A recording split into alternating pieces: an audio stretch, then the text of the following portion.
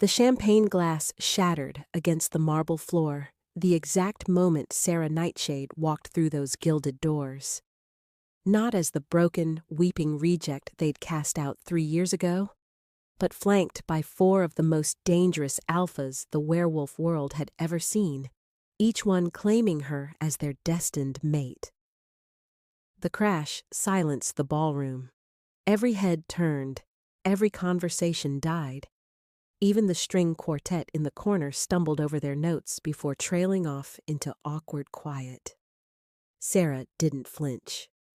She stood in the doorway of the Silvercrest Pack's grand hall like she owned it, wearing a deep emerald gown that probably cost more than the pack's annual security budget. The dress hugged every curve she'd been told wasn't good enough, the slit revealing legs that had once been called too thin, too weak. Her dark hair fell in glossy waves past her shoulders, and her amber eyes, those same eyes that had once begged Darius not to cast her out, now held nothing but cold amusement. But it wasn't Sarah who made the air in the room shift.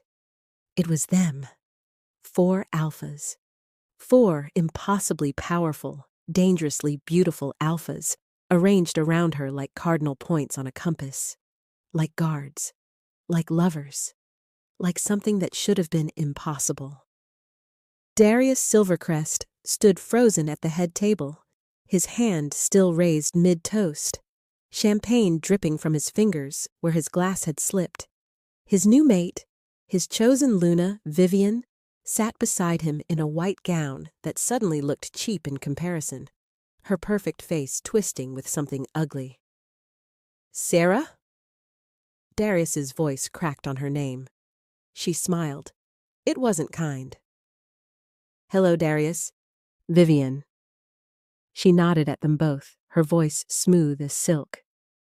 "Congratulations on your mating ceremony.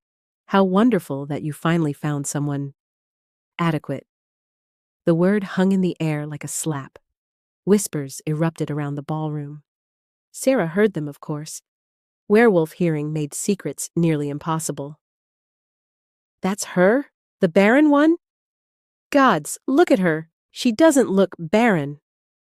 "Who are those alphas?" "That's Cale Thornridge. The Cale Thornridge, the Northern Territory Alpha. He's worth billions." "The one on her left is Rowan Darkmoor, the Alpha King's right hand." "Who are the other 2? Sarah let them stare, let them wonder.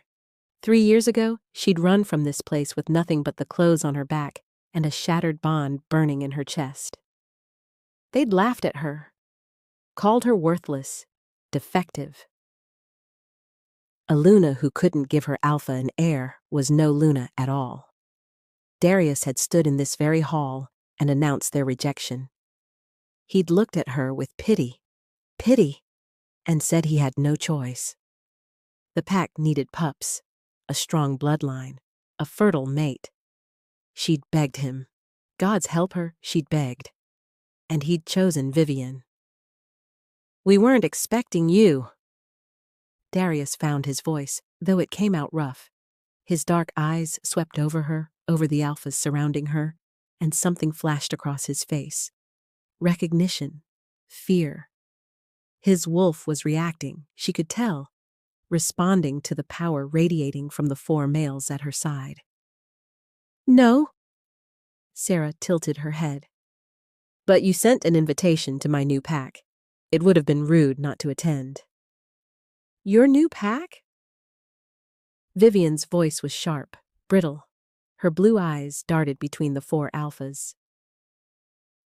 "You expect us to believe 4 alphas are sharing one?" "Careful."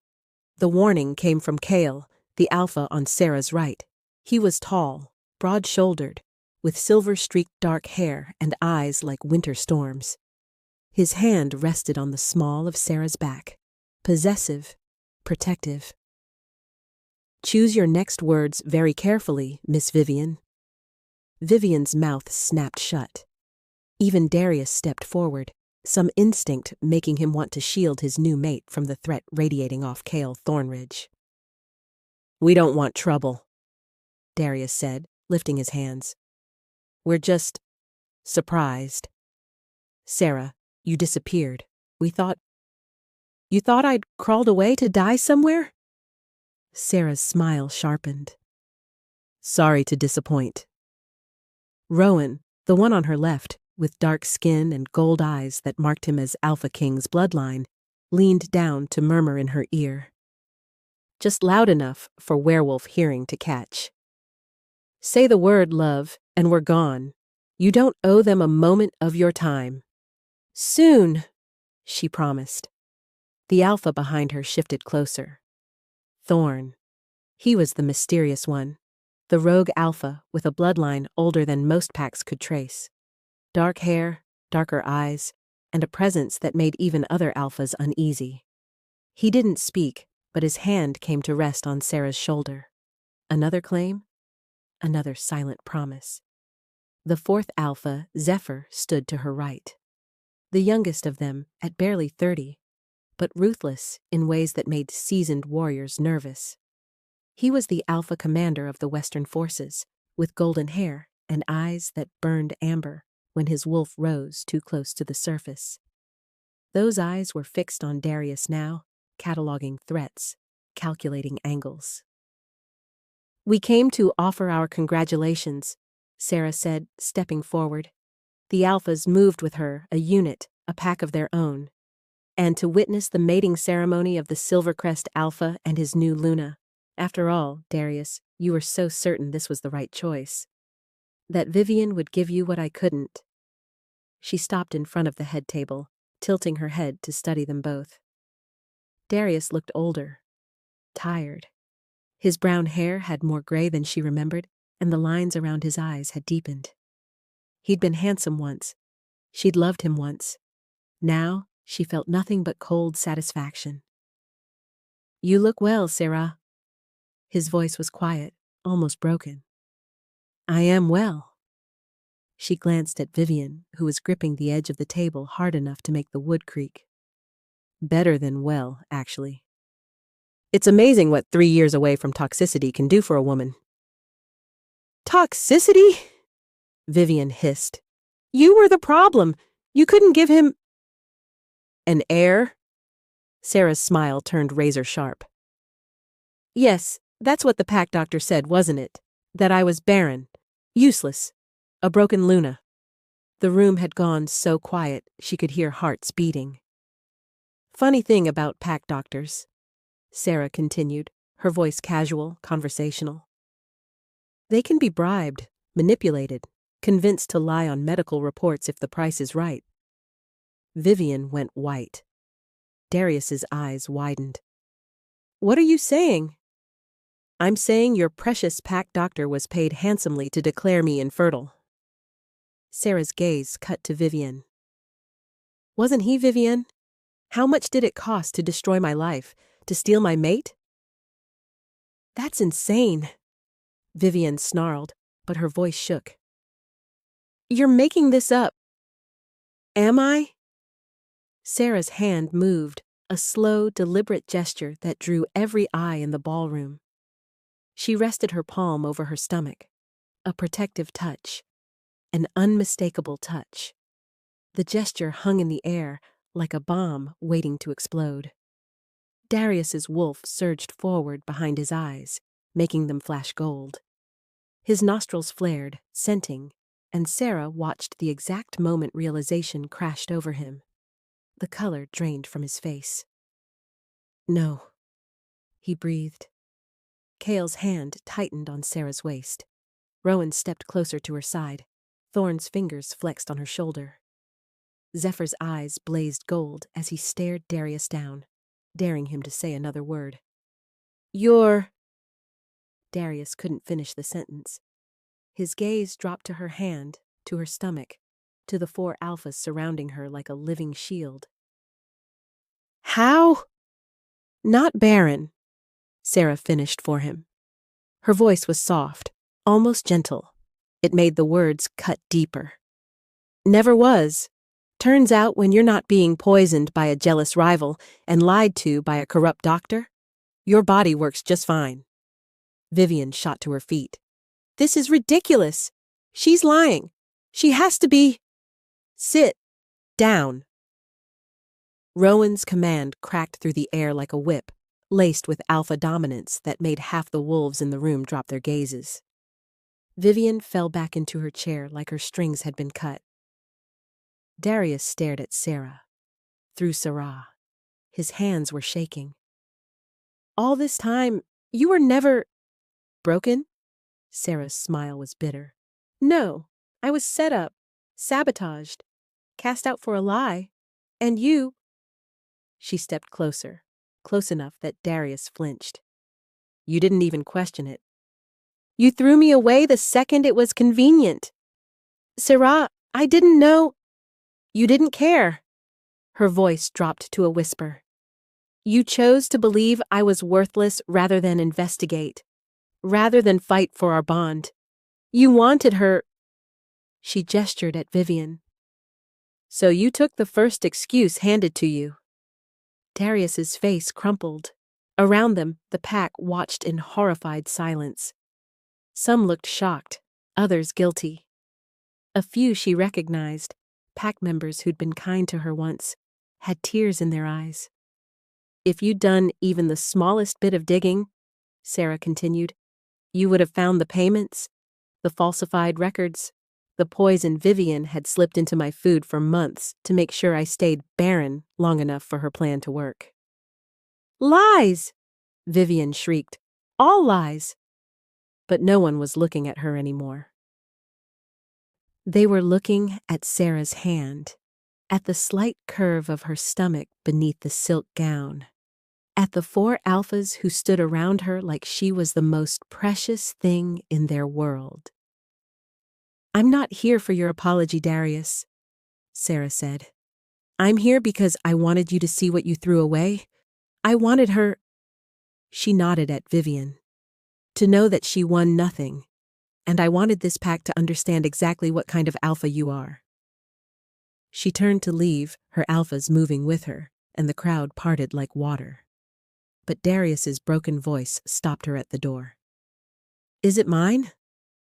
Sarah looked back over her shoulder, met his desperate, pleading gaze, and smiled.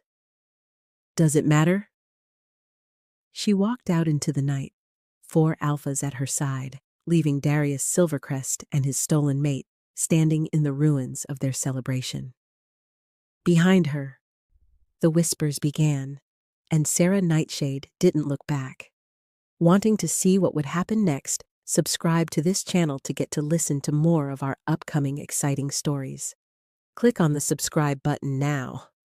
Thank you. Chapter 2. The ballroom erupted. Sarah had barely made it 3 steps past the doorway when Darius's voice boomed through the hall, raw with desperation and alpha command. Sarah, stop! We need to talk. Privately. Now. She paused, feeling the immediate shift in her alphas. Kale's hand tightened at her waist. Rowan moved to block her from view. Thorn's energy darkened the air around them, and Zephyr. Gods! Zephyr looked ready to rip Darius's throat out. Easy, she murmured, placing a calming hand on Zephyr's arm. His muscles were coiled tight beneath her fingers. She turned slowly, meeting Darius's gaze across the crowd that had begun to press closer, sensing drama, sensing blood in the water. Private? Sarah's laugh was light, almost amused. We're past private conversations, don't you think? Please. The word seemed to cost him. Darius pushed through the crowd, his new Luna. Gods, could she even be called that now? Trailing behind him with murder in her eyes. Just give me 5 minutes. Let me explain. Explain what? Kale's voice was ice. How you threw away your fated mate based on lies? How you humiliated her in front of your entire pack? Exactly which part needs explaining, Silvercrest? Darius flinched at the use of his surname instead of his title. A subtle but deliberate insult from one alpha to another. I didn't know, Darius said, and damn him, he actually sounded broken. Sarah, I swear to the moon goddess, I didn't know it was a lie. Didn't know. Pack members pushed closer now, no longer pretending they weren't listening. Sarah recognized faces, wolves who'd watched her humiliation 3 years ago, who'd whispered behind her back, who'd called her defective. Or didn't care to find out. An older she-wolf near the front, Martha, who'd been kind to Sarah once, spoke up hesitantly. "Alpha Darius, is it true? Was Sarah never actually barren?" The murmurs grew louder, questioning, accusing. "That's impossible," another pack member said. "Healer Cordelia examined her herself. We all saw the reports that were falsified." Sarah's voice cut through the noise like a blade. She pulled away from her alphas, just slightly, just enough to stand on her own, and faced the crowd. Faced her former pack. "Reports that were bought and paid for by someone who wanted the Luna position badly enough to destroy an innocent woman's life." "That's absurd!" Vivian pushed forward, her face flushed with rage and fear. "You can't just walk in here after 3 years and make wild accusations." "Can't I?" Sarah reached into the small clutch purse Rowan carried for her. She pulled out a flash drive, holding it up so the light caught it. "Independent medical records from Silver Moon Supernatural Hospital, dated 2 weeks after I left Silvercrest territory. Complete fertility panel, blood work, ultrasounds, all showing perfectly normal, healthy results." The silence that fell was deafening. "I also have," Sarah continued, her voice steady, calm, "bank records showing a payment of $50,000 from Vivian Ashford's personal account to one Cordelia Ashford, that's Healer Cordelia to you all, dated 1 week before my supposed diagnosis." Someone gasped. Sarah thought it might have been Martha. "Ashford?"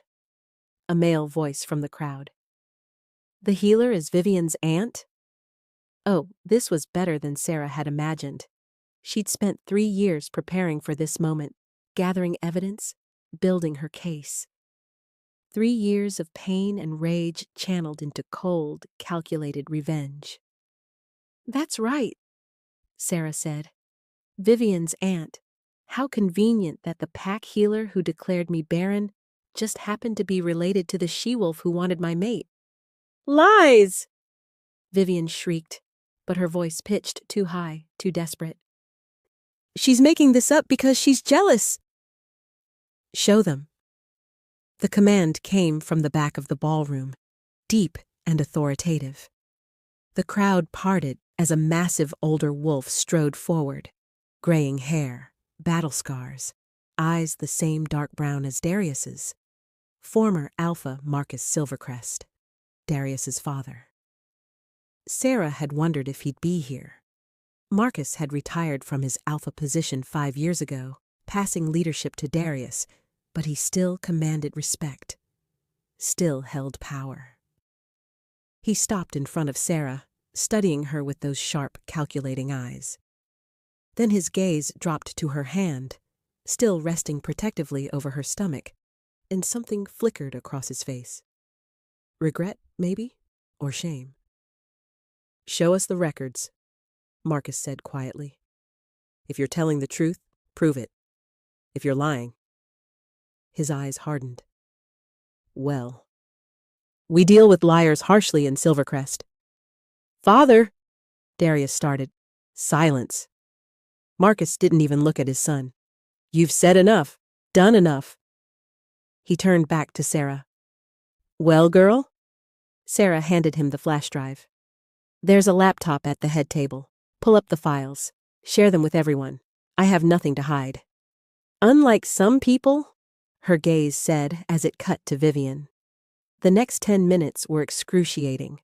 Someone hooked the laptop to the ballroom's projection system, and medical records filled the screens mounted around the room. Sarah's records. Detailed, clinical, irrefutable. Completely, perfectly normal. A fertile, healthy she-wolf who'd been declared broken. The pack's reaction was visceral. Angry mutters, shocked exclamations, and underneath it all, a growing sense of horror as the implications sank in. There's more, Sarah said into the stunned silence. She was shaking now, not with fear, but with 3 years of suppressed rage finally being released. Rowan's hand found hers, steadying her. The bank records are in the next folder. Follow the money trail. $50,000, moved through 3 shell accounts to hide the source, but ultimately traceable back to Vivian Ashford. Marcus pulled up the files. His face darkened with each screen. And in the folder labeled Toxicology, Sarah continued, her voice hardening, you'll find evidence of moonsbane herb, a suppressant that temporarily blocks fertility markers, in my blood work from my time here. Small doses, not enough to kill, but enough to make sure any medical test would show me as infertile. Moonsbane? Martha's voice was horrified. But that's poison. That's attempted murder by pack law, Marcus finished grimly. He looked up at his son. Did you know about any of this? No! Darius looked shattered. Father, I swear, I didn't. Cordelia showed me the reports and I trusted. His voice broke. I trusted her. She's been our pack healer for 20 years. Then it's time we had a conversation with Cordelia. Marcus's alpha command rolled through the room like thunder. Someone fetch the healer, now. 3 wolves scrambled to obey. Vivian had gone pale as death. This is insane. You're all believing her? A rejected mate who shows up with 4 alphas hanging off her? She's clearly manipulating. Actually, Thorne spoke for the first time, his voice a dark rumble that made wolves instinctively back away. The only manipulation I'm sensing is coming from you, Miss Vivian. Vivian's mouth snapped shut. Thorne has ancient bloodline abilities, Sarah explained to the confused crowd. Among other things, he can scent deception.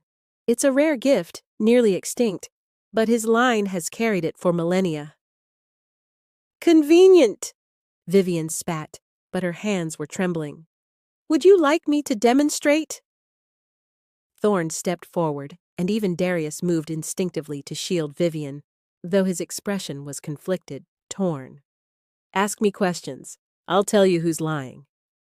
Marcus's eyes gleamed with dark interest. Can you really? Try me. The former alpha considered this, then turned to a random pack member. Jacob, did you steal from the pack storehouse last winter? The male wolf, Jacob, went red. No, Alpha. Thorne's expression didn't change. Lie. He took dried meat to feed his sister's family when they were struggling. Jacob collapsed to his knees. I'm sorry, Alpha. I'm sorry. They were starving, and We'll discuss your punishment later. Marcus waved him off, then fixed Thorne with an assessing look. Impressive. And rare. I thought your bloodline died out. Nearly, Thorne agreed. I'm one of the last. The doors at the far end of the ballroom burst open. 2 wolves dragged in healer Cordelia, a thin, nervous-looking woman in her 60s with graying brown hair, and Vivian's same sharp features. The family resemblance was unmistakable. Alpha Marcus? Cordelia's voice shook as she took in the scene. The projection screens showing medical records. Sarah standing proud and whole with 4 alphas. Vivian's panicked face. What's happening? Why did they pull me from Cordelia Ashford? Marcus's alpha voice made her drop to her knees. You will answer my questions truthfully. Do you understand? Yes, Alpha. Did you falsify medical records for Sarah Nightshade 3 years ago? The healer's face crumpled. Her mouth opened, closed, opened again. Alpha, there were circumstances. Answer the question. Yes. The word burst from her like a dam breaking. Yes, I falsified the records. But you don't understand, Vivian said. She promised. It was supposed to be harmless, just to give her a chance with Darius. She loved him so much. The ballroom exploded with shocked voices. You admitted it? Darius looked like he'd been gutted. You lied? About my mate? About... He couldn't finish. Did you administer Moonsbane to Sarah? Marcus demanded. Cordelia was crying now, ugly sobs that shook her whole body. Small doses, just enough to suppress the markers. Vivian said it would only be temporary, just until the rejection was finalized, and then Sarah would leave and everything would be fine. Fine. Sarah's voice cracked like a whip. Every eye turned to her.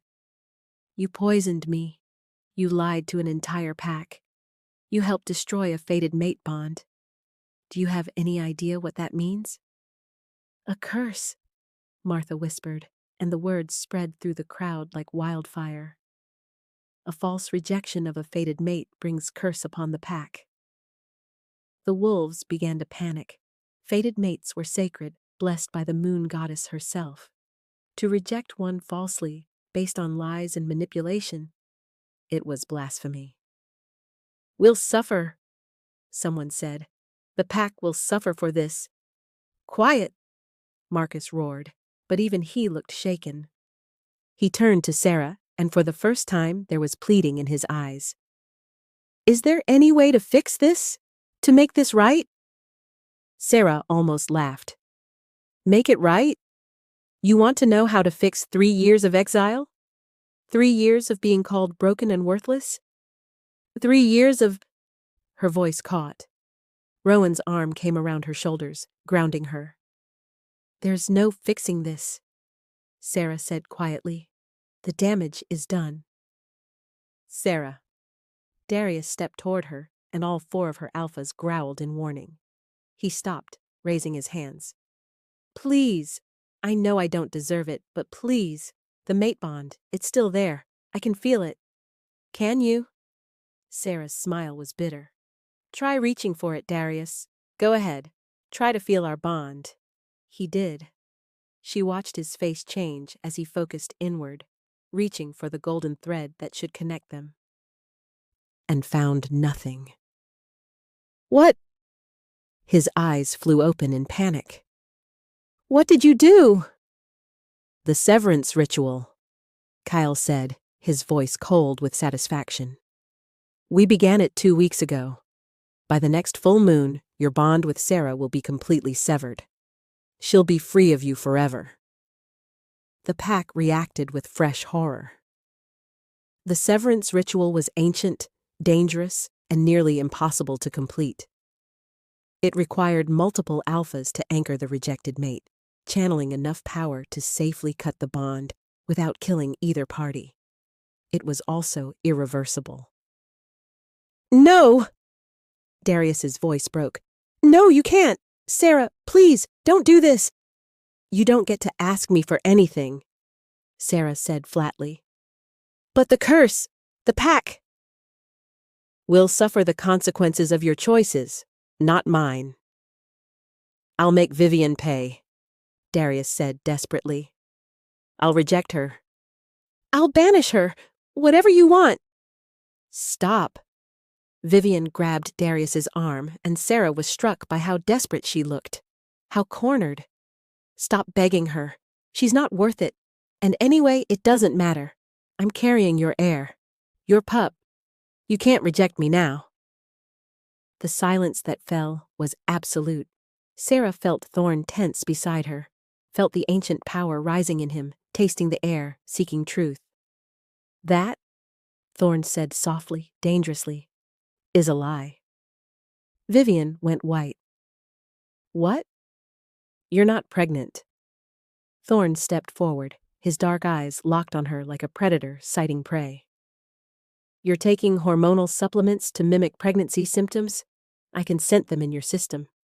You were planning to fake it for a few months, then claim a miscarriage, weren't you? That's insane. Is it? Thorn pulled a small vial from his jacket pocket. When had he grabbed that? And held it up. clear liquid sloshed inside. We found this in your personal chambers. Synthetic pregnancy hormones, available on the black market for wolves who want to fake an heir. Sarah had no idea when her alphas had searched Vivian's room, but she could kiss them for their thoroughness. "You're lying!" Vivian shrieked. "All of you are lying! I am pregnant! Darius, tell them!" But Darius was staring at her with dawning horror. "The pack doctor," he said slowly. "You wouldn't let the pack doctor examine you. You said you wanted privacy, that you'd see a specialist outside the territory. Because I wanted the best care? Because you knew our doctor would discover the truth." Darius's voice was hollow. Dead. "Everything, all of it, every word out of your mouth has been a lie." Vivian's face twisted with rage and terror. "So what? So what if I lied? You wanted her—" She jabbed a finger at Sarah. "Gone just as much as I did. Don't pretend you're the victim here. You rejected her. You broke the bond. Because you made me think I had to. You were weak. A strong alpha would have fought for his mate, would have questioned the diagnosis, would have been the man I clearly wasn't." Darius finished quietly. He looked at Sarah, and the devastation in his eyes was almost painful to witness. Almost. "You're right, about all of it. I failed you. I failed us. I failed the pack." He dropped to his knees in front of her. The pack gasped. An alpha kneeling was a sign of utter submission, of complete defeat. "I can't undo what I did," Darius said, his voice breaking. "But please, Sarah, please don't sever the bond. The pack this isn't about what you need anymore." Sarah's voice was gentle but firm, final. "I have 4 mates now, 4 alphas who chose me, who fought for me, who didn't need me to be perfect to be worthy. The bond between us?" She shook her head. "It died 3 years ago, Darius. We're just making it official." She felt it then, the pull of the mate bond, Darius trying desperately to reach her through it, to invoke it, to use it to bring her back. But the severance ritual had already done its work. The bond was thin now, translucent, barely there. His pull felt like an echo of an echo. "It's over," Sarah said softly, and turned her back on Darius Silvercrest one final time. Her alphas closed around her, a protective wall, and together they walked toward the exit. Behind them, the pack erupted into chaos, accusations flying, Vivian screaming denials, Marcus roaring for order. But Sarah didn't look back. She was done looking back. At the doorway, though, she paused. "One last thing." "Oh, and Darius?" She glanced over her shoulder. "The pup I'm carrying? They'll never know you existed. They'll have 4 fathers who actually deserve the title." She watched his face shatter completely. Then she walked out into the night, leaving the ruins of her old life behind. And somewhere in the darkness, the moon goddess smiled. Wanting to see what would happen next? Subscribe to this channel to get to listen to more of our upcoming exciting stories. Click on the subscribe button now. Thank you. Chapter 3.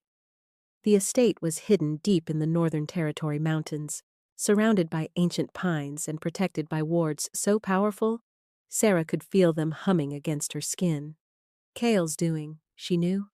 He'd built this place as a fortress after his first mate died, a sanctuary where nothing and no one could reach him. Now it was hers. Theirs. Sarah stood at the floor-to-ceiling windows of the master suite, watching dawn paint the mountains gold and rose. Behind her, she could hear the quiet sounds of her alphas moving through the estate, Rowan in the kitchen making breakfast, Zephyr checking the perimeter, Thorn doing whatever mysterious things Thorn did in the library. And Cale. Cale was standing in the doorway watching her, thinking she didn't notice. She always noticed. "You should be resting," he said quietly, moving into the room. His footsteps were silent on the thick carpet, but she felt him approach like a magnetic pull. "Yesterday was satisfying," Sarah finished, turning to face him. The morning light caught his silver-streaked hair, made his winter storm eyes seem even more intense. Exhausting, necessary, dangerous. He stopped close enough to touch, but didn't reach for her. Kyle was always careful like that, always giving her space to come to him. "Darius won't let this go, Sarah. You humiliated him in front of his entire pack, exposed his mate as a fraud, and the pregnancy—" His gaze dropped to her stomach, something fierce and possessive flashing across his face. "He'll come for you. For them." "Let him try." But her hand moved instinctively to her belly, protective, defensive. This time, Kale did reach out, covering her hand with his much larger one. His palm was warm, calloused from years of fighting and building his empire. "I won't let anything happen to you, to them. I didn't survive losing one mate just to lose another." The words hung in the air between them. Kyle rarely spoke about his first mate, about the pack war that had taken her from him 20 years ago. Sarah knew the basics. Everyone did. The Northern Territory had been under attack from a rival pack, and Kale's mate, Elena, had been killed in a raid meant to draw him out. It had worked. Kale had slaughtered every wolf involved, then spent 2 decades building his territory into something so powerful that no one would dare attack it again. Until Sarah, he'd sworn never to take another mate. "Tell me about her," Sarah said softly.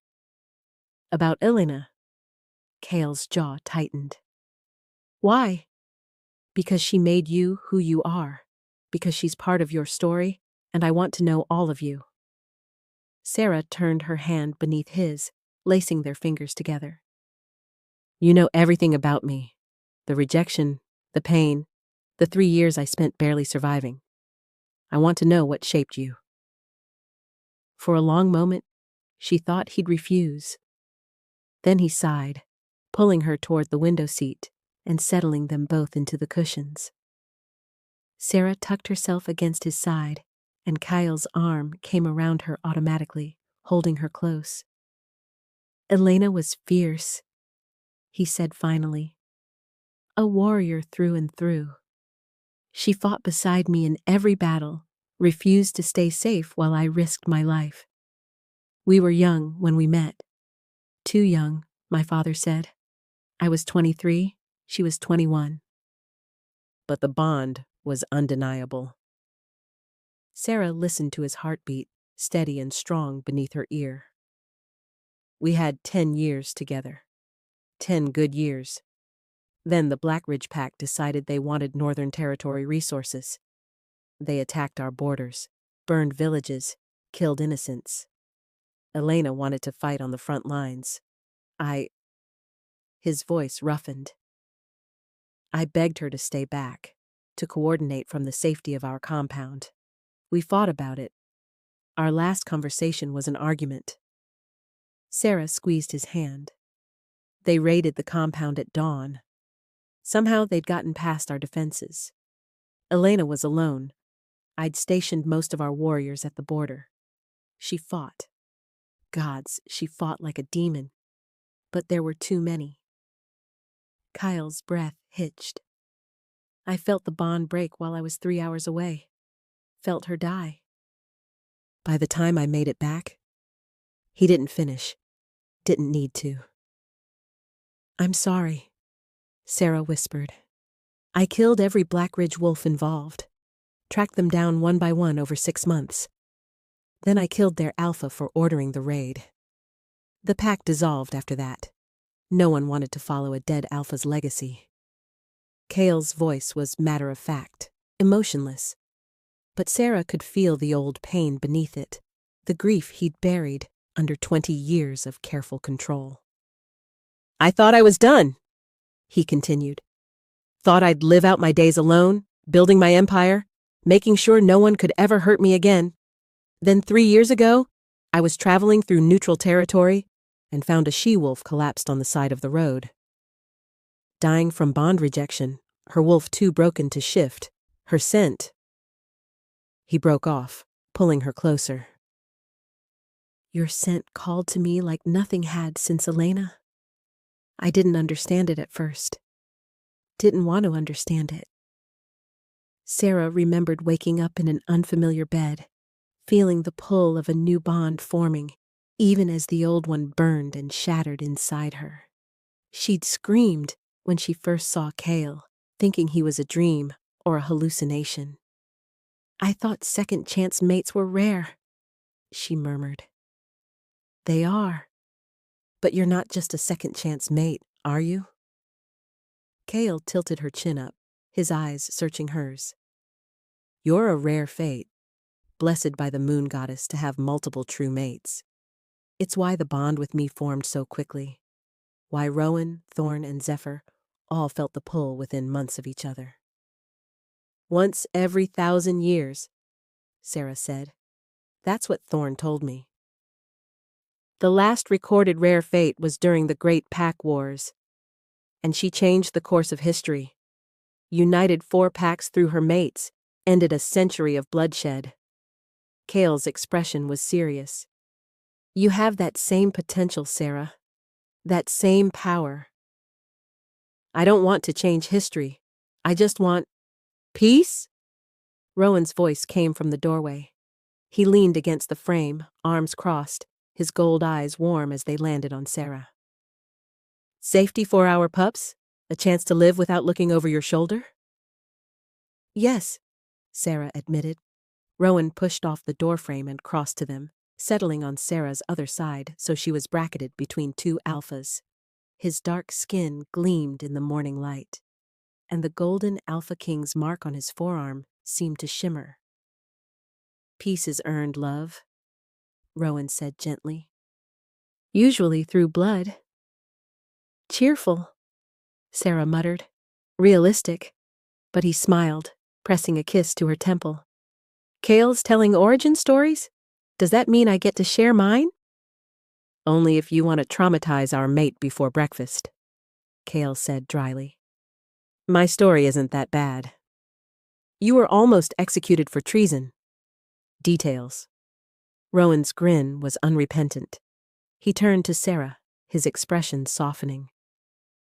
I was the Alpha King's right hand for 15 years, his most trusted warrior, his friend, his brother in all but blood. I had a mate, Lissa. Beautiful, clever, ambitious. Or so I thought. Sarah heard the bitterness creep into his voice. Turns out Lissa was working for a faction that wanted the king dead. They thought if they could eliminate him, they could fracture the werewolf hierarchy, start a war, rebuild the system in their image. Rowan's jaw clenched. She used me, used my position, my access, my trust. She nearly succeeded in poisoning the king at a state dinner. I only discovered her plan the night before. What did you do? Sarah asked, though part of her wasn't sure she wanted to know. I reported her, arrested her myself, watched her stand trial. Rowan's eyes were distant, remembering. She told the court I was involved, claimed I'd helped plan the assassination, that I was turning on her to save myself. The king believed me, but his council didn't. I spent 6 months in a cell while they investigated every aspect of my life. That's when your bond broke, Sarah guessed. She rejected me publicly at her execution, said I was weak, pathetic, unworthy, said she'd never truly wanted me as a mate. Rowan's voice was flat, emotionless. They let me out after they confirmed my innocence, but the damage was done. I couldn't trust anyone, couldn't let anyone close. Then Kale called me about a she-wolf he'd found, a rare fate who needed protection, and I felt it. The pull. You fought it, Sarah remembered. refused to acknowledge the bond for weeks. I was terrified, Rowan admitted. Terrified you'd betray me like Lissa did. Terrified the moon goddess was playing some cruel joke, giving me a second chance just to destroy me again. He cupped her face, his thumb stroking her cheekbone. But you're nothing like her, nothing like anyone I've ever known. The door opened again, and Thorn stepped inside, followed closely by Zephyr. Thorn looked amused at finding them all piled together on the window seat, while Zephyr just looked hungry, and not for food. "Origin story time?" Thorn asked, his dark eyes gleaming. "How fun! Are we sharing all our tragic backstories?" "Apparently," Sarah said. She patted the cushion. "Join us. I want to know about your curse." Thorn's amusement faded slightly. He exchanged a look with Zephyr, then moved to sit on the opposite couch, his posture casual, but his energy coiled tight. Zephyr settled beside him, one leg bouncing with barely contained restlessness. "My curse," Thorn said slowly, "is older than most werewolf packs currently in existence. 200 years ago, I was a different man, arrogant, cruel in some ways. I was an alpha of a powerful pack, and I believed I was untouchable." Sarah had never heard Thorn's voice sound so heavy, so weighted with regret. "There was a witch," he continued. "She came to my territory seeking asylum, claiming another pack had destroyed her coven. I turned her away, refused to help because harboring witches was politically inconvenient." Thorn's laugh was bitter. 3 days later, her sister came to me, begging. Said hunters were tracking them, that they'd be killed if I didn't provide sanctuary. I still refused. "Thorn," Sarah breathed. "They were slaughtered within the week. The younger sister, she was barely 16, managed to crawl back to my border before she died. She used her last breath to curse me." Thorn's eyes went distant, dark. "She said I'd live for centuries, watching everyone I cared about age and die, unable to form a mate bond until I found my true mate. Only then would the curse break. Only then could I finally die when my time came naturally." The silence in the room was absolute. 200 years, Sarah whispered. "You've been alone for 200 years?" "Not alone. I've had companions, lovers, friends, but I watched them all die, watched generations rise and fall, watched the world change while I remained frozen." Thorn's gaze locked on hers. "Until I felt your pull. The moment Kale told me about you, I knew the curse was breaking. Finally, after 2 centuries, I'd found you." Sarah felt tears burning in her eyes. "That's why you're so protective. Why you agreed to the severance ritual, even though it's dangerous." "I'd burn the world for you," Thorn said simply. "All of us would." "My turn," Zephyr said, breaking the heavy moment with his usual restless energy. At 29, he was the youngest of her mates, but his eyes held a hardness that came from a lifetime of fighting for respect. "My story's less dramatic. Just good old-fashioned pack politics and bastard discrimination." "Zephyr," Rowan started. "It's fine." Zephyr's grin was sharp. "I'm the illegitimate son of Alpha Gregor of the Western Territories. My mother was an Omega he had an affair with. When she got pregnant, he paid her off and pretended I didn't exist." His leg bounced faster. "I grew up knowing I had alpha blood, knowing I should have been heir to one of the strongest packs in the continent, but I was forbidden from claiming my birthright, forbidden from even using my father's name." Sarah reached for his hand, pulling him closer. Zephyr came willingly, settling at her feet and resting his head against her knees. "I became a rogue at 15, he continued. Joined the Alpha Commander program at 17, youngest recruit they'd ever had. Worked my way up through pure skill and determination. Made commander at 25, but it wasn't enough. His voice roughened. It's never enough when you're a bastard. I'm constantly having to prove I deserve my position, that I'm not just some Omega's mistake who got lucky. You're not a mistake, Sarah said fiercely, threading her fingers through his golden hair. You're brilliant and strong and I'd be nothing without you. Zephyr looked up at her, his amber eyes blazing. You gave me something I've never had, a pack, a family, people who chose me not because of my bloodline or my rank, but just because I'm your mate. We all needed her, Kyle said quietly. We were all broken in different ways, and somehow she's putting us back together. No pressure, Sarah muttered, but she was smiling. Then the smile faded as a wave of dizziness washed over her. She gripped Zephyr's shoulder, breathing through it. Sarah? 4 voices, simultaneous, edged with panic. I'm fine, it's just another wave, stronger this time. The pregnancy. I think I need to see a healer.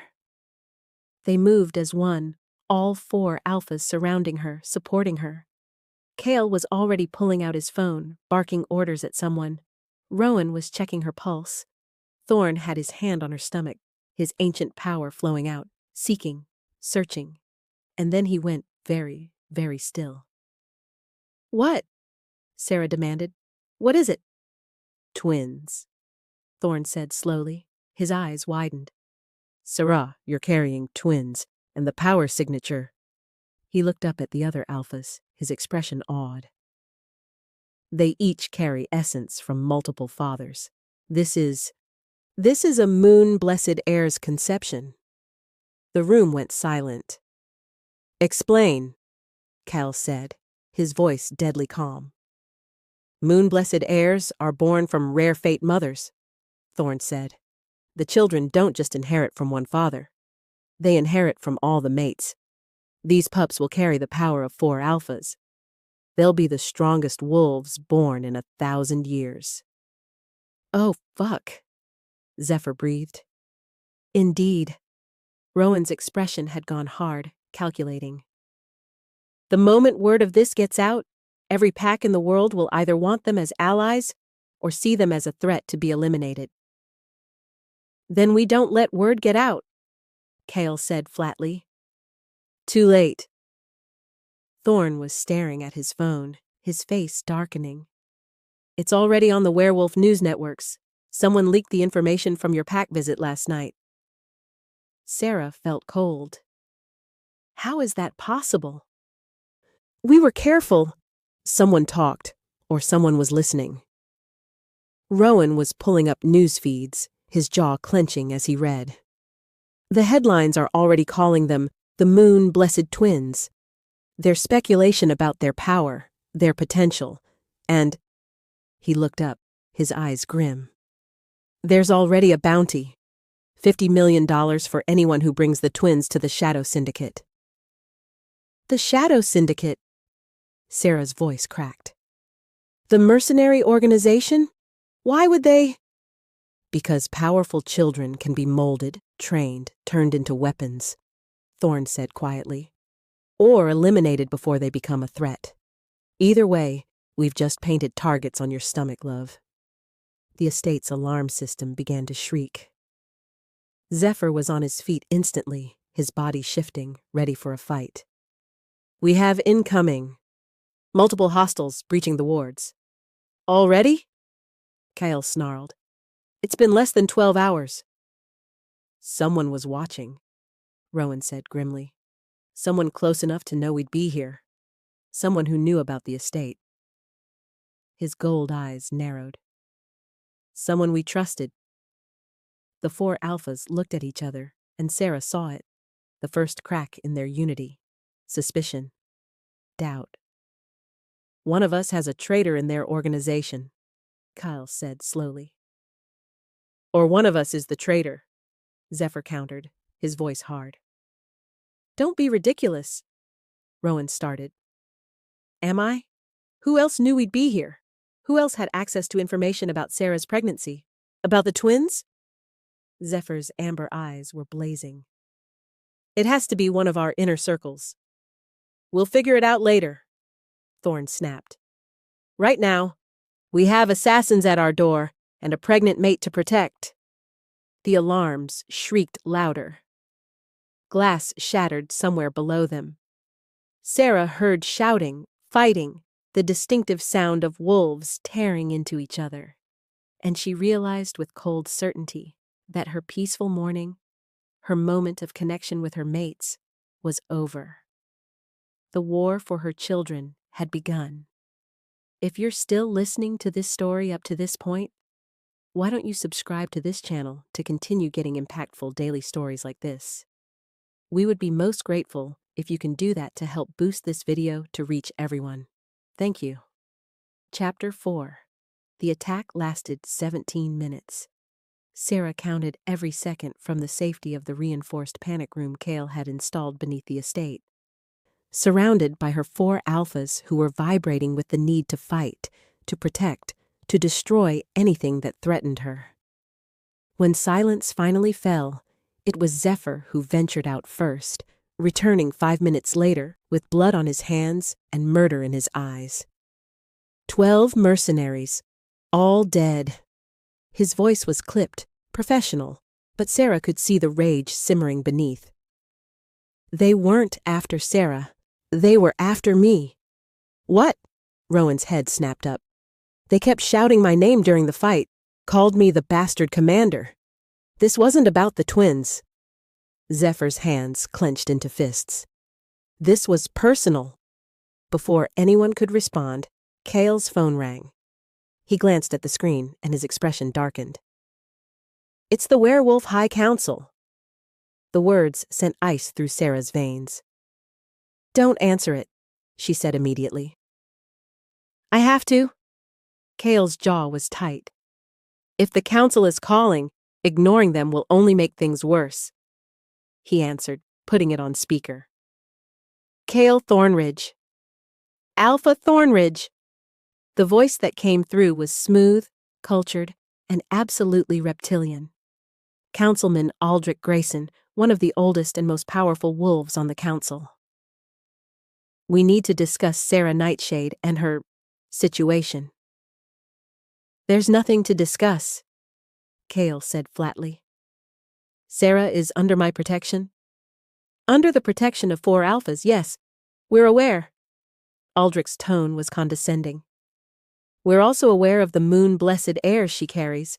Quite the unprecedented situation. The heirs are none of the council's business. On the contrary, anything that affects the future of werewolf kind is very much our business. A pause. We've received a formal challenge. Darius Silvercrest is invoking ancient right to reclaim his rejected mate. Sarah felt the blood drain from her face. He can't, Rowan snarled. The rejection was finalized. The severance ritual is underway. But not complete, Aldrich interrupted smoothly. Until the next full moon, the bond technically still exists. And given that the rejection was based on fraudulent information, Darius is claiming the rejection itself was invalid. He's demanding a trial of mates. Absolutely not, Thorn said, his voice dropping to a dangerous register that made the air itself seem to darken. It's not up to you, Alpha Thorn. The trial is ancient law. When a mate bond is contested, all potential mates must prove their worth. Sarah will choose who she wants after observing each alpha's claim. Aldrich paused. Of course, if she refuses to participate, the council will be forced to take protective custody of the moon-blessed heirs for the good of all packs. You can't take her children, Kale said, every word edged with threat. We can. We will. Unless she agrees to the trial. Another pause, and Sarah could hear the smile in Aldrich's voice. We've scheduled it for 3 days from now. Neutral territory. All 5 alphas, including Darius, will have the opportunity to present their case. Sarah will make her choice, and the matter will be settled. This is a trap, Sarah said, finding her voice. You want control of my children. We want stability for werewolf kind, Miss Nightshade. Your children will be the most powerful wolves born in a millennium.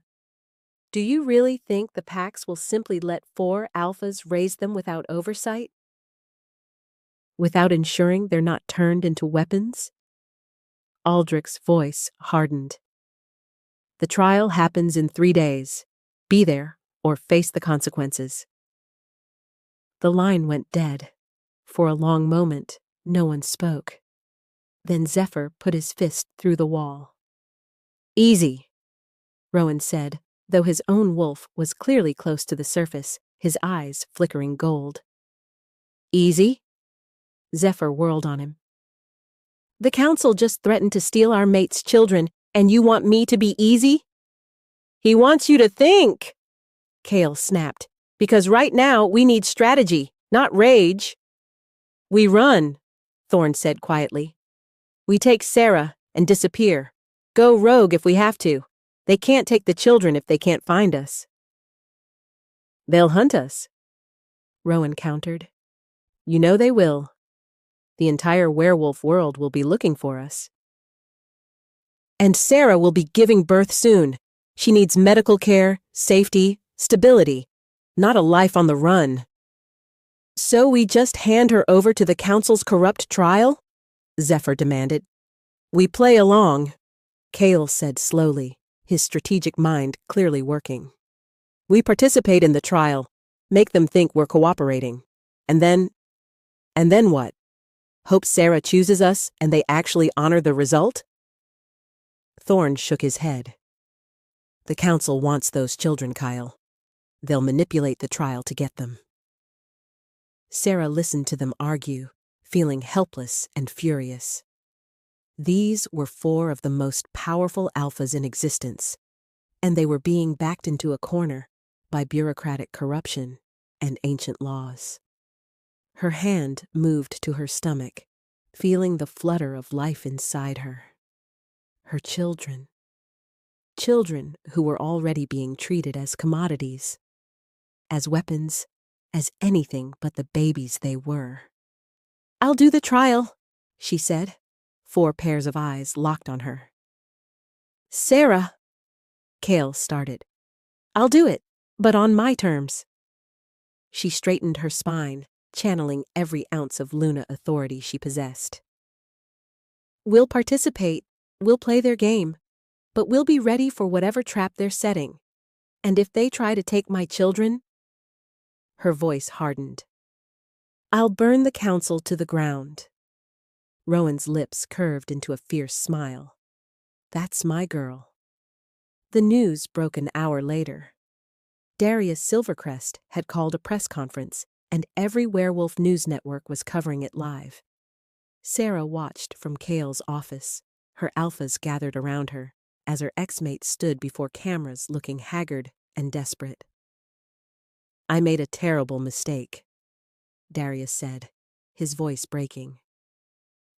I was deceived by someone I trusted, and I rejected my true mate based on lies. Sarah Nightshade is innocent. She was always innocent, and He looked directly into the camera. I'm begging her to give me a chance to make this right. I've invoked the trial of mates to prove that I deserve her forgiveness. Unbelievable, Zephyr muttered. He's playing the victim. He's playing to public sympathy, Rowan corrected grimly. Look at the comments. Half the werewolf world thinks this is romantic. Sarah felt sick as she read the scrolling comments on the newsfeed. He made a mistake, but he's trying to fix it. True mates should be together. Those other alphas are just interfering. The moon goddess paired them for a reason. They don't know what he did to me, Sarah whispered. They don't understand. They don't care, Kyle said bluntly. They see a story about fated mates and second chances. They don't want to think about the 3 years you spent suffering. The press conference continued. A reporter asked about the moon-blessed heirs, and Darius's expression turned reverent. "Those children should have been mine," he said. "They would have been mine if I hadn't been deceived. I intend to fight for the right to be their father, to give them the pack heritage they deserve." "He's insane," Thorne said flatly. "Those children have nothing to do with him." "Legally, he's right," Rowan said reluctantly. "If the rejection is ruled invalid because it was based on fraud, the original mate bond takes precedence. The council could award him parental rights." Sarah's hands shook. No, that's not happening. He doesn't get to." The camera angle shifted, and Sarah's breath caught. Vivian stood beside Darius. She looked terrible. Her hair limp, her designer clothes replaced with something plain and ill-fitting. But she was there, standing at Darius's side, and when the camera zoomed in, Sarah saw something that made her blood run cold. A mating mark. Fresh. On Vivian's neck. "What the fuck?" Zephyr breathed. A reporter was asking Vivian about the mark, about her presence at Darius's side despite everything that had been revealed. "I made mistakes," Vivian said, her voice trembling. "Terrible mistakes born from jealousy and desperation. But Darius has forgiven me. And..." She placed a hand on her stomach. "The moon goddess has blessed us with a second chance. I'm pregnant with Darius's true heir." The bombshell silenced the press conference for a solid 5 seconds. Then, chaos. "That's impossible," Sarah said. "Thorne said she wasn't pregnant. He can scent lies. She wasn't pregnant yesterday." Thorne was staring at the screen, his expression dark. "But that mark, that scent signature." He swore viciously in a language so old Sarah didn't recognize it. "Witch magic. She's used witch magic to bind herself to Darius and fake a pregnancy." "You can do that?" Sarah asked, horrified. "With dark magic, yes. Forbidden magic." Thorne's eyes had gone completely black. "She's made a pact with a coven. They've marked her with Darius's scent, implanted a false pregnancy that will register on any medical test. It'll last about 6 months before the magic fails." "But why would Darius agree to take her back?" Cale demanded. "After everything she did?" On screen, Darius was explaining exactly that. "I have a responsibility to my pack, to my bloodline. Vivian is carrying my child, my heir. Whatever her past mistakes, I can't abandon my own blood." He looked into the camera again. "But my heart belongs to Sarah. That's why I'm asking her to understand, to accept that I must do my duty to Vivian's child while still fighting for our bond." "He wants both of them," Rowan said incredulously. "He's actually asking Sarah to share him with the woman who destroyed her life." Sarah couldn't speak, couldn't breathe. The audacity, the sheer narcissistic delusion. Her phone buzzed, a text from an unknown number. "The trial is rigged. The council has already decided. They'll rule in Darius's favor and take your children for proper raising. Run while you can."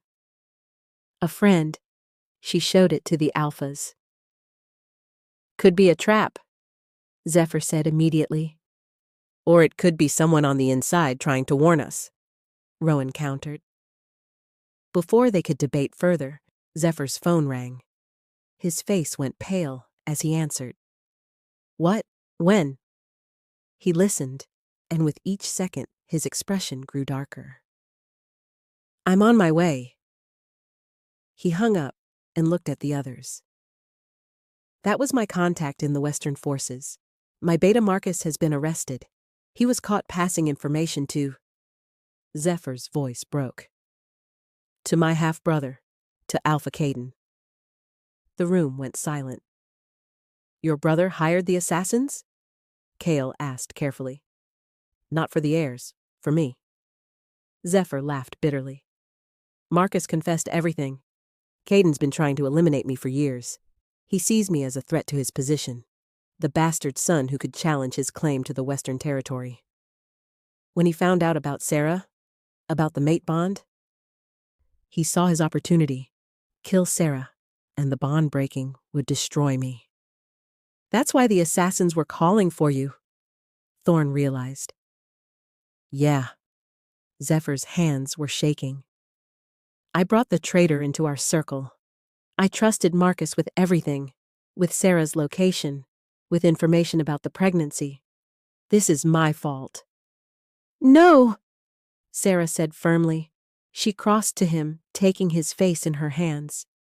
This is your brother's fault. Your beta's fault, not yours. Sarah, I mean it, Zephyr. You didn't betray us. You were betrayed. There's a difference. He pulled her close, burying his face in her hair. I'm sorry. I'm so fucking sorry. We deal with your brother later, Kyle said grimly. Right now we have bigger problems. The trial is in 3 days. It's almost certainly rigged, and we need a plan. Sarah started, then stopped. Pain lanced through her abdomen, sharp, intense, wrong. Sarah? 4 voices, alarmed. Another pain, worse this time. She doubled over, and warm liquid ran down her legs. No, it was too early. She was only 6 months along.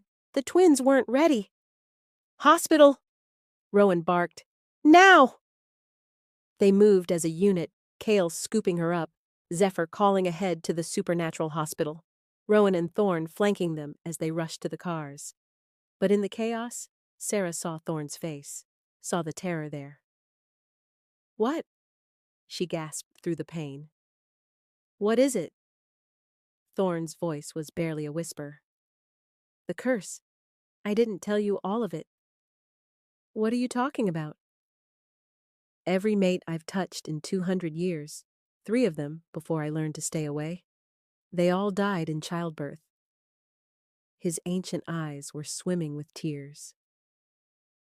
The curse doesn't just keep me alive, Sarah. It kills anyone I bond with if they try to carry children. I hoped, because you have 4 mates, because you're a rare fate, maybe you'd be strong enough. But if I'm wrong, you're not wrong, Sarah said through gritted teeth, even as another contraction tore through her. I'm not dying. I'm not leaving you, any of you. But as they sped toward the hospital, as pain overtook her body and darkness crept at the edges of her vision, Sarah couldn't shake the fear that maybe she'd finally met a challenge she couldn't overcome. That maybe the curse that had haunted Thorn for 2 centuries was about to claim its 4th victim. And her children along with her. The hospital was chaos. Doctors shouting orders, machines beeping. Her alphas being forcibly held back by security as she was rushed into emergency surgery. Premature labor at 6 months, twins, high risk, curse complications. Sarah heard it all through a fog of pain and fear. The last thing she saw before they put her under was Thorn's face, streaked with tears, his lips moving in what looked like a prayer. And then darkness swallowed her whole. If you're still listening to this story up to this point, why don't you subscribe to this channel to continue getting impactful daily stories like this? We would be most grateful if you can do that to help boost this video to reach everyone. Thank you. Chapter 5. The surgery had been going on for 3 hours. 3 hours of Kyle pacing like a caged animal, wearing grooves into the hospital's marble floor. 3 hours of Rowan making calls he wasn't even hearing the responses to. 3 hours of Zephyr sitting with his head in his hands, shoulders shaking. 3 hours of Thorn standing motionless at the window, staring at nothing, his ancient face carved from stone and grief. When the doctor finally emerged, her face was grave. She's dying. the doctor said without preamble. The twins are strong, miraculously strong for 6 months, but Sarah's body is shutting down. The curse. She looked at Thorn. Whatever magic is on you, it's killing her. Her wolf can't heal fast enough. We're losing her. No. Kale's voice was raw. There has to be something. There is. Thorn turned from the window and his face was transformed. Peaceful, resolved. The ancient ritual, the sacrifice of mates. Rowan's head snapped up.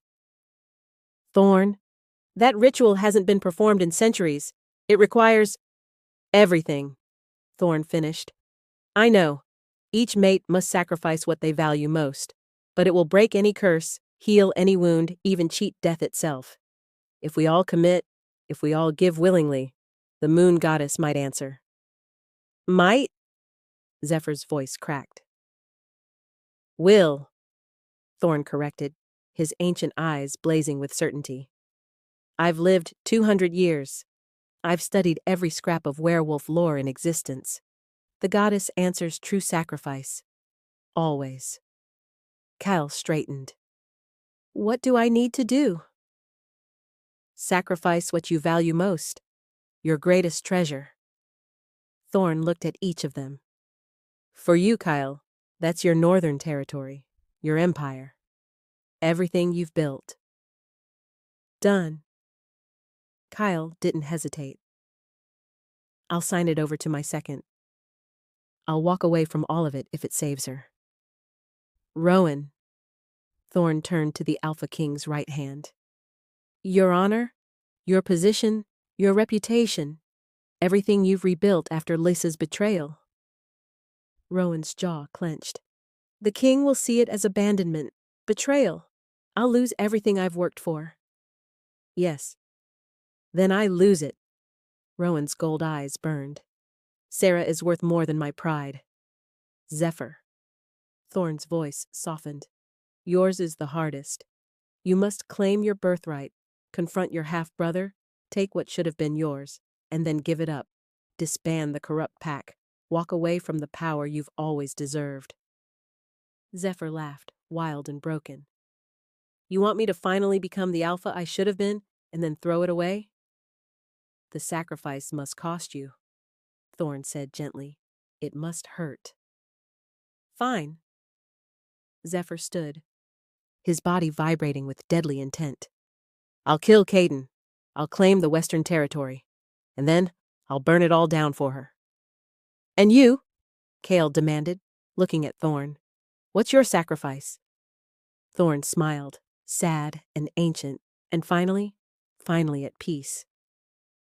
My immortality, the curse that's kept me alive for 2 centuries. I'll break it. When I do, I'll become mortal again. Aging, vulnerable. And the moment the ritual completes, all those years will catch up to me at once. The meaning was clear. Thorn would die. No, Rowan said. There has to be another way. There isn't. Thorn's voice was firm. The curse is killing her. To save her, the curse must be broken. To break it, I must sacrifice my immortality. It's the only way. Thorn. Zephyr's voice broke. I've lived long enough, Thorn said quietly. 200 years of watching everyone I care about die. If I can save her, if I can give her and our children a chance at life, then those 2 centuries were worth it. You'll die, Kale said flatly. Maybe, maybe not. The goddess is unpredictable. Thorn's smile widened slightly. But even if I do, I'll die having finally broken my curse. Having saved my mate, that's more than I ever dreamed possible. A doctor burst through the doors. She's crashing! If you're going to do something, do it now! They ran. The ritual room was ancient, buried deep beneath the hospital where old magic still hummed in the walls. The doctor, a witch healer who understood these things, had prepared the space, drawing symbols in silver and salt, lighting candles that smelled of moonflower and myrrh. Sarah lay on a stone altar in the center, her skin pale as death, her breath shallow. Monitors beeped frantically around her, and Sarah could see the twins through the surgical window, tiny, perfect, in incubators fighting for every breath. "We don't have much time," the witch healer said. "Begin."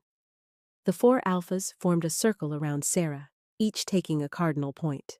North, south, east, west. They joined hands, and power crackled between them. 4 alpha auras, distinct but intertwining, creating something greater than the sum of its parts. Kyle spoke first, his voice ringing with command and grief. "I offer my northern territory, my empire, my wealth. Everything I've built, I give freely to save my mate." He pulled a signet ring from his finger, the mark of his territory, and placed it on Sarah's chest. "I am nothing without her. My power means nothing without her." The ring began to glow, silver light spreading across Sarah's skin. Rowan was next. "I offer my honor, my position, my place at the Alpha King's side. I give my reputation, my future, everything I've fought to rebuild." He removed the golden armband that marked him as the king's right hand and laid it beside Kale's ring. "She is my redemption. Without her, I have no honor worth keeping." Gold light joined the silver, swirling around Sarah like a living thing. Zephyr's turn. His voice shook but held firm. "I claim my birthright as the true alpha of the Western Territory. I take what should have been mine, and then—" He pulled a knife from his belt, cutting his palm. Blood dripped onto Sarah's skin. "I give it all away. I disband the corrupt pack, scatter them to find better homes, and walk away from the power I've always wanted, because she is the only power I need." His blood glowed amber, adding to the light show surrounding Sarah. Finally, Thorn. The ancient alpha took a breath, and when he spoke, it was in a language older than any living werewolf pack. "I break my curse. I sacrifice my immortality. 200 years I've walked this earth, and I give every one of them for her." He placed both hands on Sarah's chest, and darkness poured from him. Not evil, but ancient, heavy, the weight of centuries. "I choose mortality. I choose her. I choose love over endless life." The darkness met the light, and the room exploded with power. The witch healer was thrown back against the wall. Monitors sparked and died. The candles blazed so bright they were like miniature suns, and in the center of it all, a figure formed. She was beautiful and terrible, ancient and young, with eyes that held galaxies and a smile that could nurture or destroy worlds.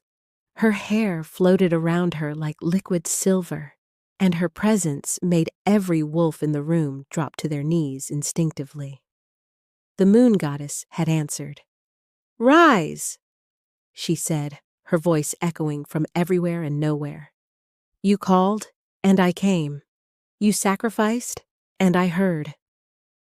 The 4 alphas struggled to their feet, their hands still joined around Sarah. "Please," Cal rasped. "Save her! Save our mate!" The goddess moved to Sarah's side, placing a luminous hand on her forehead. "This one is special. I wondered when you would all finally find each other." "You knew?" Rowan breathed. "I arranged it." The goddess's smile was enigmatic. "Sarah carries within her the spirit of the first Luna, my own daughter, reincarnated. She was always meant to have multiple mates, always meant to unite the fractured packs, always meant to birth the children who would change your world." She turned her attention to Thorn. "You, Ancient One, you who I cursed for your cruelty to my daughters, the witches you turned away. Do you understand now? Do you see what your arrogance cost you?" "Yes, goddess." Thorn's voice was thick with tears. I've paid for my sins. Please, don't let her pay for them too. The curse was never meant to kill your mates, the goddess said, and something like sadness crossed her divine face. It was meant to keep you alive until you learned compassion, until you valued a single life more than your own eternity. The deaths were unintended consequences. My magic twisted in ways even I did not foresee. Then save her, Thorn begged. Please. The goddess looked at him for a long moment. Then she smiled. You have already saved her. The ritual, the sacrifices, you broke the curse yourself through love. I am merely here to witness. She waved her hand, and Sarah gasped, her eyes flying open. Color flooded back into her skin. Her heart rate steadied. The monitors, those that still worked, began showing normal readings. The twins, Sarah croaked, are perfect, the goddess assured her. A boy and a girl, each impossibly powerful, each blessed by my hand. She placed a glowing palm on Sarah's stomach, and residual magic flowed into her. They will grow strong. They will unite the packs. They will usher in a new era. Sarah was crying, reaching for her alphas. They surrounded her, touching her, confirming she was real, alive, whole. The goddess watched with approval. You four sacrificed everything for her. Such devotion deserves reward. She looked at Kyle. Your territory will thrive under new leadership, but you will find wealth in ways you never imagined. To Rowan, the Alpha King will understand in time. Your honor will be restored. To Zephyr, your brother's pack will find better alphas. You freed them. Finally, to Thorn, you are mortal now, but you will live a full, natural life. The years will not claim you all at once. Thank you, Thorn breathed. Thank you, goddess. Thank your mate, the goddess said. Her love, her strength, her forgiveness, that is what truly saved you all. She began to fade, but paused. Oh, and there is one more piece of business. The shadows in the corner of the room deepened, and a figure stumbled forward. Darius. He'd somehow gotten past security, had been watching from the darkness. Now he found himself on his knees before the goddess, unable to move, unable to look away. Darius Silvercrest, the goddess said, and her voice was ice. You rejected your true mate, your fated bond, blessed by my hand. You threw her away based on lies, on convenience, on weakness. I didn't know, Darius gasped. I was deceived. You were willing to be deceived. You wanted to believe the lies because they gave you permission to choose pride over love, ambition over devotion. The goddess's eyes blazed. You will be punished. Please.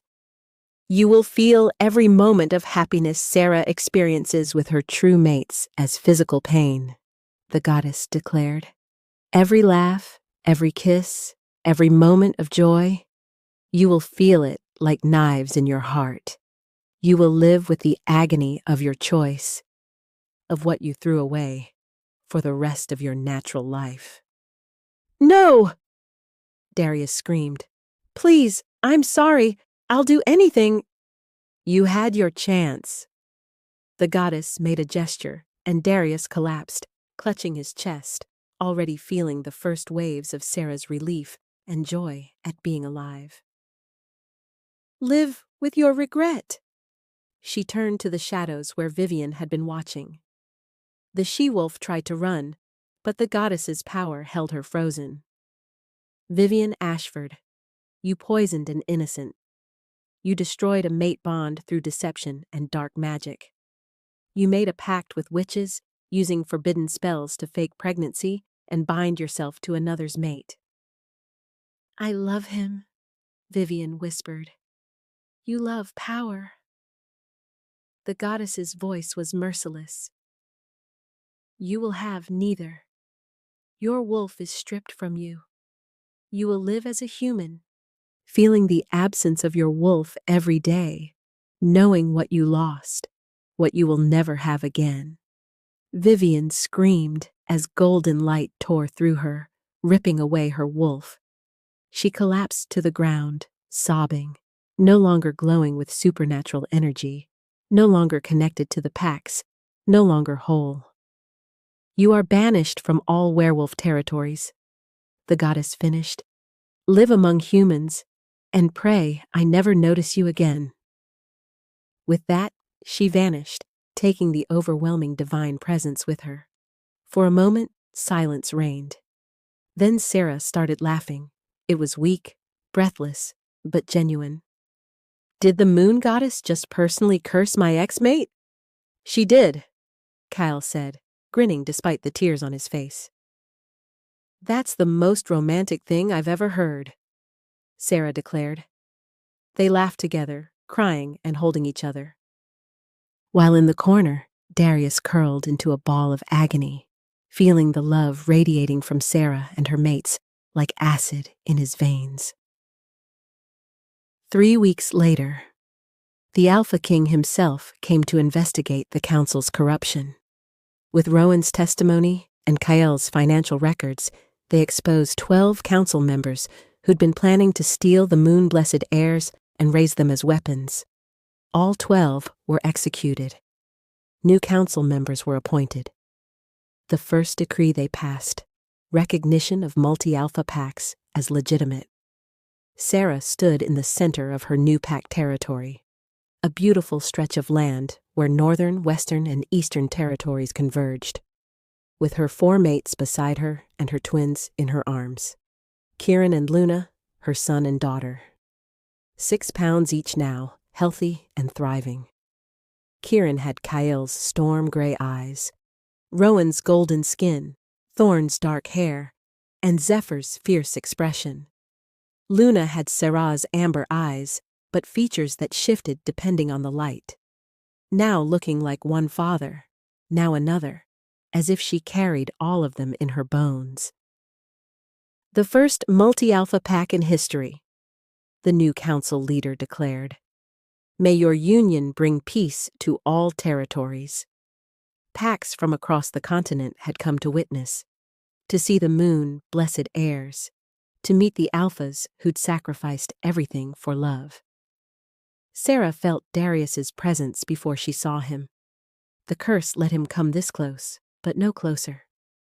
He stood at the very edge of the territory, aged 10 years in 3 weeks, his face gaunt and haunted. Their eyes met across the distance. She felt the flicker of pity, saw the broken man who'd once been her mate. But then Kieran made a small sound, and Zephyr leaned down to coo at his son. Rowan's hand found the small of her back. Kale pressed a kiss to Luna's forehead. Thorn's arm came around her shoulders, grounding her, protecting her. Her family, her real family. Sarah turned away from Darius without a word. He'd already taken too much of her life. She wouldn't give him another moment. 5 years later, the pack celebration was in full swing, marking the anniversary of the pack's founding. Sarah stood on the raised platform, watching her 4 children play with other pack pups in the field below. Kieran and Luna were 5 now, already showing incredible power. They could shift at will, unheard of for children so young, and their abilities ranged from Kyle's strategic brilliance to Rowan's leadership, from Thorn's ancient knowledge to Zephyr's combat instincts. And the twins had company now. 3-year-old twins, Sage and River, a boy and girl born 2 years after the originals, and 6-month-old baby Phoenix, currently nestled in Rowan's arms.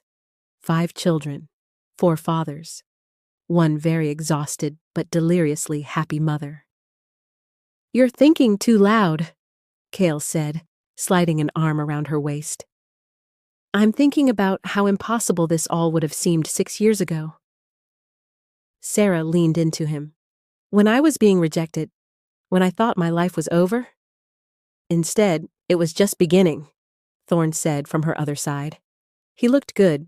Mortal, yes, with the first hints of aging starting to show, but healthy. Happy. Free. Mama! Luna came running up, her dark hair flying. Kieran says he can beat me in a race, but I'm faster and I need you to tell him. You're both fast, Sarah said diplomatically. And you're both going to be even faster when you're older. But who's faster now?